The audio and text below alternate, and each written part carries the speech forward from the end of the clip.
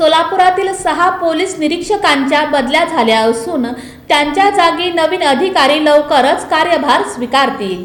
लोकसभा निवडणुकीच्या पार्श्वभूमीवर निवडणूक आयोगाच्या सूचनेनुसार एकाच ठिकाणी 3 वर्ष पूर्ण झालेल्या राज्यातील तब्बल 130 पोलीस निरीक्षकांच्या बदल्या करण्यात आल्या आहेत। यामध्ये सोलापूर शहरात 3 वर्ष पूर्ण झालेल्या 6 पोलीस निरीक्षकांच्या बदल्या करण्यात आल्या आहेत। या पोलीस निरीक्षकांमध्ये राजकुमार वागचौरे, अश्विनी भोसले, सुरेश वसेकर, अजय जगताप, पोपट धायतोंडे, चंद्रकांत वाबळे अशी नावे आहेत।